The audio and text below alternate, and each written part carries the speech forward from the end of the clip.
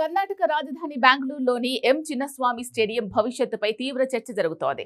గత జూన్లో భద్రతాపరమైన లోపాల కారణంగా 11 మంది ప్రాణాలు కోల్పోయిన దురదృష్టకర సంఘటన తర్వాత ఈ స్టేడియంలో పెద్ద మ్యాచ్లకు ఆతిథ్యం ఇవ్వడంపై నిషేధం విధించారు. దీని ఫలితంగా మహిళల వన్డే ప్రపంచ కప్ ఫైనల్ కూడా బెంగళూరు నుంచి వేరొక చోటికి మార్చబడింది. ఇది స్థానిక క్రికెట్ అభిమానులను నిరాశపరిచింది. అయితే తాజా పరిణామాల నేపథ్యంలో క్రికెట్ అభిమానులకు ఊరట లభించింది. కర్ణాటక స్టేట్ క్రికెట్ అసోసియేషన్ నూతన అధ్యక్షుడిగా ఎన్నికైన వెంకటేష్ ప్రసాద్ చిన్నస్వామి స్టేడియానికి తిరిగి మ్యాచ్లు తీసుకొస్తామని వాగ్దానం చేశారు. రాష్ట్ర ఉప ముఖ్యమంత్రి డీకే శివకుమార్ కూడా ప్రభుత్వం క్రికెట్ ను ప్రోత్సహించడానికి కట్టుబడి ఉందని భరోసా ఇవ్వడం ఈ ప్రయత్నాలకు మరింత బలాన్ని చేకూర్చింది. రాష్ట్ర కేబినెట్ సమావేశంలో స్టేడియంలో భవిష్యత్తులో మ్యాచ్లు నిర్వహించే అవకాశాలపై విస్తృతంగా చర్చించనున్నారు. ఈ విషయాలపై ఇప్పటికే వెంకటేష్ ప్రసాద్ కు సమాచారం అందించినట్లు ఉప ముఖ్యమంత్రి తెలిపారు.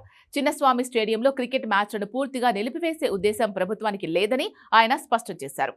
అయితే భద్రతా చర్యలపై తాము దృష్టి సారించాలని, మైకేల్ డి కున్హా కమిటీ సూచనలను కూడా దశలవారీగా అమలు చేయాలని డీకే శివకుమార్ పేర్కొన్నారు. ఈ విషయంలో వెంకటేష్ ప్రసాద్ కూడా తమతో ఏకీభవించారని ఆయన తెలిపారు. వెంకటేష్ ప్రసాద్ ఇటీవల కర్ణాటక ముఖ్యమంత్రి సిద్ధరామయ్య, ఉప ముఖ్యమంత్రి డీకే శివకుమార్లతో సమావేశమయ్యారు. స్టేడియంలో క్రికెట్ మ్యాచ్ నిర్వహించే అవకాశాలపై జరిగిన చర్చలు అత్యంత సానుకూలంగా జరిగాయని వెంకటేష్ ప్రసాద్ తెలిపారు.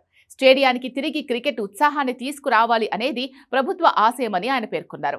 భవిష్యత్తులో అలాంటి అవాంఛనీయ సంఘటనలు జరగకుండా నిరోధించడానికి, భద్రతా ఏర్పాట్లను మరింత పటిష్టం చేయడానికి, ప్రేక్షకుల సౌకర్యాలను మెరుగుపరచడానికి ప్రత్యేక ప్రాధాన్యత ఇవ్వబడుతుంది అన్నారు. ఈ చర్యల ద్వారా చిన్నస్వామి స్టేడియం మళ్లీ పెద్ద స్థాయి క్రికెట్ కార్యక్రమాలకు సురక్షితమైన, అనుకూలమైన వేదికగా మారుతుందని ఆయన విశ్వాసాన్ని వ్యక్తం చేశారు.